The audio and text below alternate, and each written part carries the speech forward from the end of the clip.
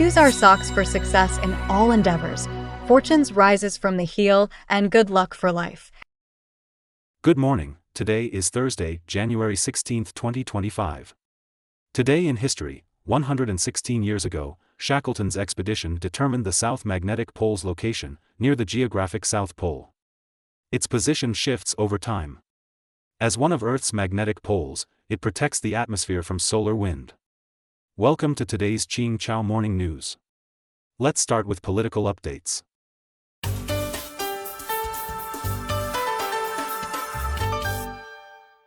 Philippine President removes Vice President from National Security Council. Reuters reports that Philippine President Marcos Jr. signed an order expelling Vice President Sara from the National Security Council. Marcos Jr. stated the reorganization aimed to ensure council members protect national security and sovereignty.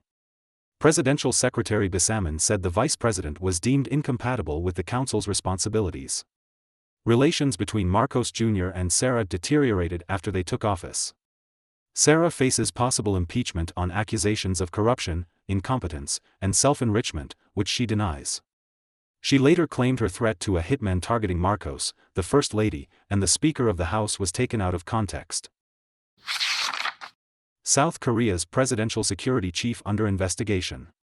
According to Shinhwa and Yonhap, the Joint Investigation Headquarters, formed by the Korean National Police Agency, Senior Public Officials Criminal Investigation, and the Ministry of National Defense has launched an investigation into the chief of the Presidential Security Division and the Undersecretary of Security for obstructing special official duties. The South Korean Senior Public Officials Criminal Investigation Bureau previously initiated an arrest procedure for President Yoon Suk-yeol, but it was blocked by the Presidential Security Office and military police. The two sides faced off for over 5 hours before the arrest warrant was suspended.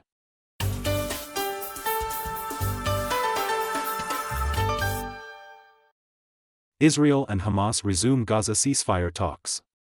According to reports from Gaza, Israel and Hamas recently resumed indirect negotiations for a ceasefire in Doha, Qatar. Hamas stated that the goal is to reach a comprehensive ceasefire agreement, withdraw Israeli troops from Gaza, and allow displaced people to return to their homes. Delays in the negotiations have been attributed to mutual accusations of obstruction by both sides.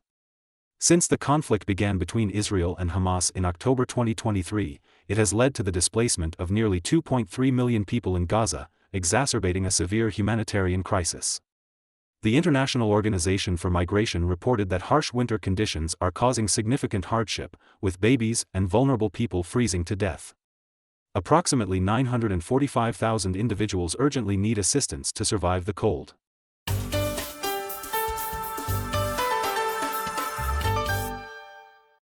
U.S. bank reserves fall below $3 trillion. According to Bloomberg, recent data from the Federal Reserve revealed that U.S. bank reserves dropped by approximately $326 billion to $2.89 trillion, the lowest level since October 2020. Analysts noted that bank reserves are a key factor for the Federal Reserve in deciding whether to continue reducing its balance sheet. A shortage of reserves could lead to a surge in key lending rates and the federal funds rate. As quantitative tightening progresses, the market is closely watching reserve levels. Experts generally consider the optimal level to be between $3 trillion and $3.25 trillion. Microsoft plans $80 billion investment in data centers. According to Bloomberg, Microsoft President Brad Smith recently announced in a blog post that the company plans to invest $80 billion in building data centers this fiscal year, marking a significant investment in artificial intelligence. Cloud infrastructure providers like Microsoft and Amazon have been competing to expand computing capabilities by building new data centers. In the fiscal year ending June 2024, Microsoft's capital expenditures surpassed $50 billion, with most of this directed toward building server farms to meet the demand for AI services. Smith emphasized that AI is a key driver of future economic development.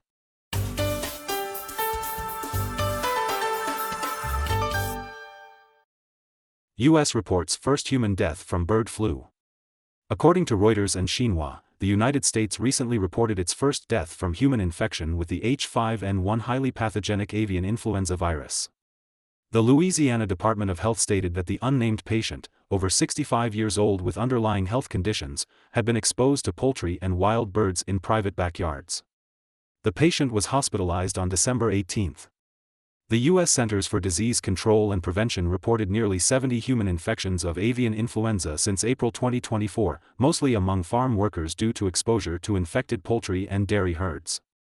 U.S. officials have stated that the public health risk from H5N1 remains low, but individuals in contact with birds, poultry, or cattle are at higher risk.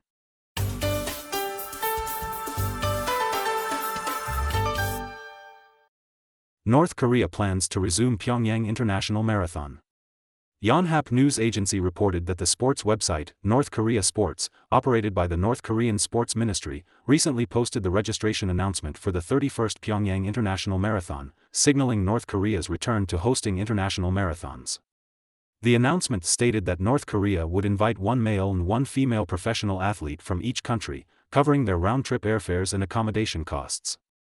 The Pyongyang International Marathon, also known as the Menggyeonggi Prize International Marathon, started in 1981 to commemorate the Sun Festival, the birthday of late leader Kim Il-sung.